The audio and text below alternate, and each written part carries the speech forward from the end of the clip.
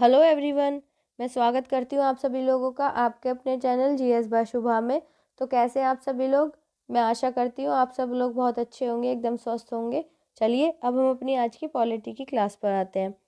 So guys, जैसे कि आप लोगों को पता ही है, जो हम पॉलिटी में जो नया टॉपिक हमने स्टार्ट किया था, जो पढ़ रहे थे, उसका नाम क्या है? राज्य के नीति निर्देशक तत्व। मतलब कल की क्लास में हमने ये नया टॉपिक स्टार्ट किया था।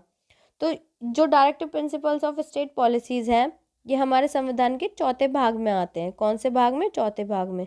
आज की हमारे इस टॉपिक की ये दूसरी क्लास है। ठीक है, तो जो पहली क्लास हुई है या उससे पहले जितने भी टॉपिक से रिलेटेड जितनी भी क्लासेस हुई हैं, जिन लोगों ने नहीं ली हैं या फिर जो इस चैनल पर पहली बार आए हैं, तो मेरी सभी से रिक्वेस्ट है, प्लीज़ आप एक बार उन क्लासेस को लीजिएगा। उसके बाद ये क्लास आपको और अच्छे तरीके से समझ आएगी। ठीक है, अब चलिए हम अपनी आज की क्लास शुरू करते हैं। पहले एक बार डिस्कस करते हैं लास्ट क्लास में हमने क्या पढ़ा था। लास्ट क्लास में हमने क्या थोड़ा सा इंट्रोडक्शन पढ़ा था कि जो राज्य के जो नीति निर्देशक तत्व हैं, हमारे संविधान निर्माताओं ने कौन से देश से इनको लिया था, और साथ ही साथ उसके हमने विशेषताओं के बारे में जाना था। निर्देशक तत्व की जो विशेषताएं हैं उनके बारे में हमने डिटेल में सारा कुछ पढ़ लिया था। आज जो हम पढ़ने वाले हैं, आज हम पढ़ेंगे जो हमारे निर्देशक तत्व हैं उनके वर्गीकरण के बारे में। ठीक है, तो निर्देशक तत्व जो हैं उनका वर्गीकरण किस प्रकार से हुआ है, तो वो हम डिटेल में जानेंगे। चलिए अब स्टार्ट करते हैं। तो इसमें कहा गया है, हालांकि संविधान में इनका वर्गीकरण नहीं किया गया है। हालांकि जो निर्देशक तत्व हैं, ये राज्य के जो नीति निर्देशक तत्व हैं, इनका जो हमारा भारतीय संविधान है उसमें इनका वर्गीकरण नहीं किया गया है, लेकिन इनकी दशा और दिशा के आधार पर इन्हें 3 व्यापक श्रेणियों, समाजवादी, गांधीवादी और उदार बुद्धिजीवी में विभक्त किया गया है। लेकिन इनकी कंडीशन को देखकर, जिस हिसाब से इनको लिखा गया है या जो जो बातें इसमें बताई गई हैं, उन बातों के आधार पर, उन दिशा या उस दशा के आधार पर इनको 3 श्रेणियों में डिवाइड किया गया है। पहला है समाजवादी, दूसरा है गांधीवादी और तीसरा है उदार बुद्धिजीवी। ठीक है, तो एक एक करके हम इनको पढ़ते चलेंगे। आज हम समाजवादी सिद्धांत के बारे में पढ़ेंगे और नेक्स्ट क्लास में हम बाकी जो और 2 सिद्धांत हैं उनके बारे में पढ़ेंगे। चलिए अब स्टार्ट करते हैं समाजवादी सिद्धांत। तो समाजवादी सिद्धांत क्या होता है उसके बारे में हम डिटेल में जानते हैं। तो ये सिद्धांत समाजवाद के आलोक में है। मतलब कि जो समाजवादी सिद्धांत है, ये सिद्धांत जो है ये समाजवाद के आलोक में है।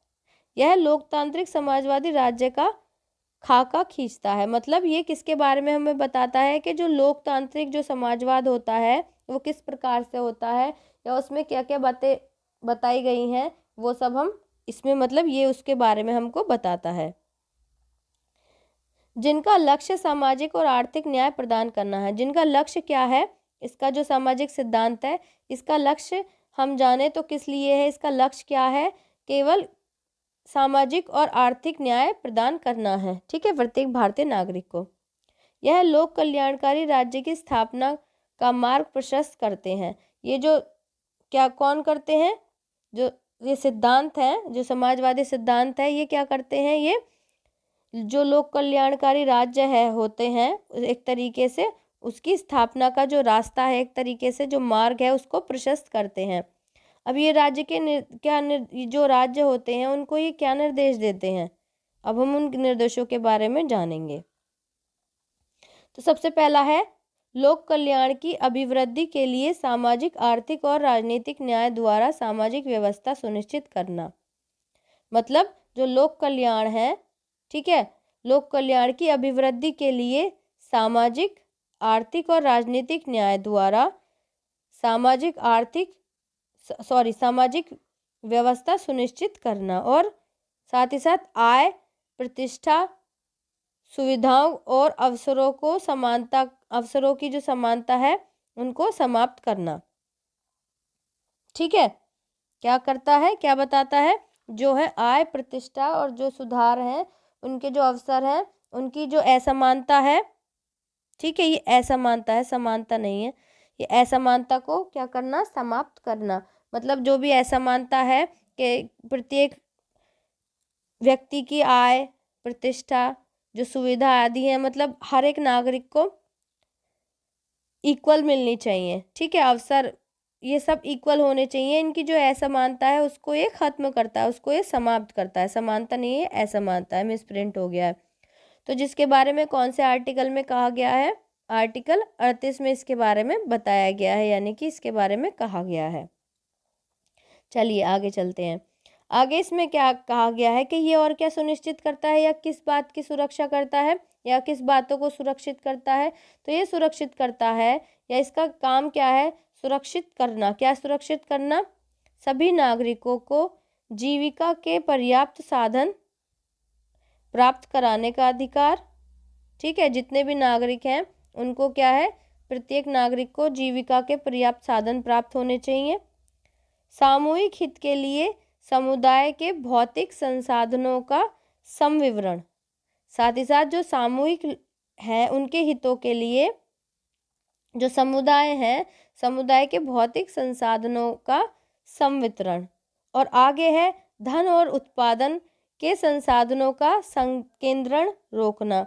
और जो धन है और उत्पादन के संसाधन है उनका जो संकेंद्रण है उनको क्या करना? उनको रोकना। अगला है पुरुषों और स्त्रियों को समान कार्य के लिए समान वेतन। चाहे पुरुष हो चाहे स्त्री हो, यदि कोई कार्य समान कर रहे हैं, मतलब कोई पुरुष भी उसी कार्य को कर रहा है और स्त्री भी उसी कार्य को कर रही है, तो दोनों को समान वेतन मिलना चाहिए।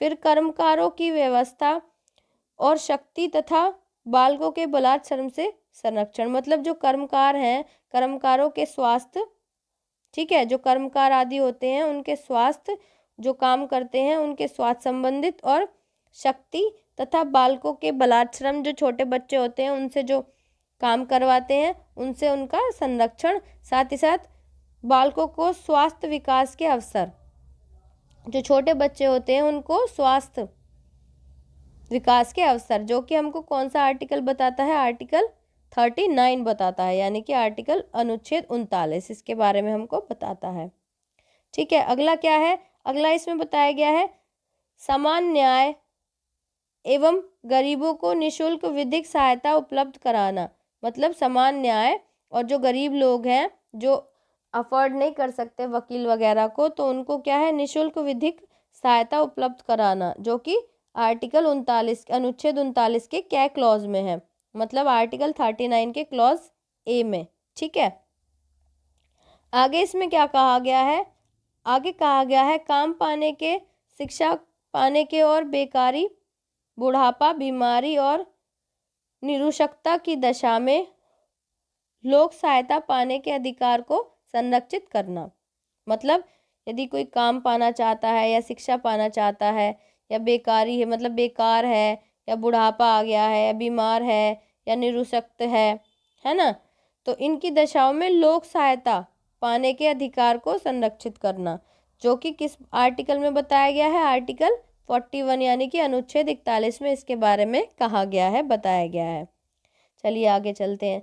आगे क्या है? आगे है कि काम की न्यायसंगत और मानवोचित दशाओं का तथा प्रसूति सहायता का उपबंध कराना, आर्टिकल अनुच्छेद 42। मतलब जो काम है, काम की क्या है? न्यायसंगत और मानवोचित जो मानव के लिए उचित है दशाओं का, तथा प्रसूति मतलब जो हॉस्पिटल्स में होते हैं, जो मतलब जहाँ डिलीवरी वगैरह होती है उसकी सहायता के उपबंध वगैरह अच्छे से कराना।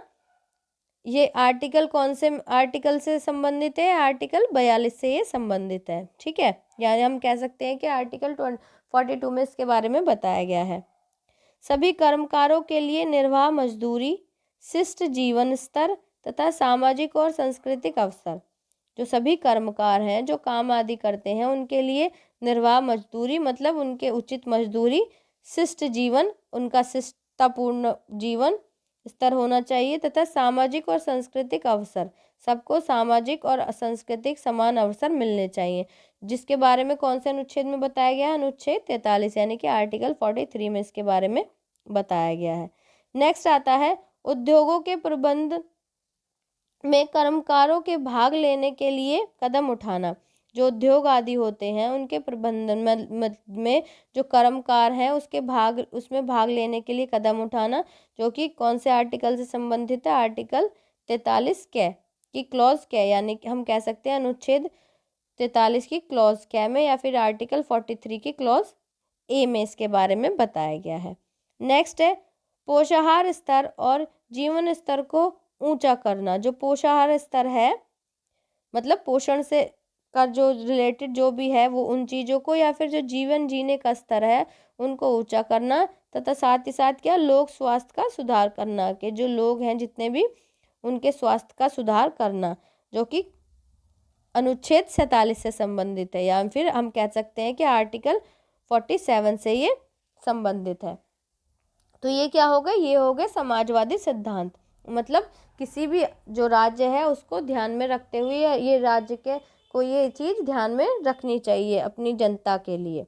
ठीक है, अब नेक्स्ट हमारा क्या रह गया, गांधीवादी सिद्धांत और उदार बौद्धिक या फिर बुद्धिजीवी सिद्धांत, ये रह गया हमारा। तो ये हम अपनी नेक्स्ट क्लास में, जो हमारी कल क्लास होगी, कल नहीं मतलब कल तो संडे है, मंडे में जो क्लास होगी उसमें हम कवर कर लेंगे। ठीक है, तो आई होप आज की क्लास आपको अच्छी लगी होगी और समझ आई होगी। अगर अच्छी लगी समझ आई तो प्लीज़ क्लास को लाइक ज़रूर कीजिएगा और कमेंट में बताइएगा, और बच्चों तक भी शेयर कीजिएगा ताकि और लोग भी इस चैनल से जुड़ सकें और डिटेल में जीएस पढ़ सकें। आप जो भी सोशल मीडिया अकाउंट यूज़ करते हैं उस पर इस चैनल के लिंक को और ये जो क्लास है इसको शेयर कीजिएगा। अगर आप इस चैनल पर नए हैं, पहली बार आए हैं, तो प्लीज़ चैनल को सब्सक्राइब ज़रूर कीजिएगा और बेल आइकन को भी प्रेस कीजिएगा ताकि जब मैं वीडियो अपलोड करूं तो आप तक नोटिफिकेशन आ जाए और आप अपनी पढ़ाई को कंटिन्यू कर सकें। गाइस ज़्यादा से ज़्यादा इस चैनल को सपोर्ट कीजिए। अगर आपके कोई सजेशंस है, कोई सुझाव है, या फिर कोई मेरी कहीं मिस्टेक होती है कुछ भी, तो प्लीज़ आप कमेंट में ज़रूर बताइएगा। आज के लिए इतना ही, मिलते हैं अब नेक्स्ट क्लास में, तब तक के लिए थैंक यू वेरी मच।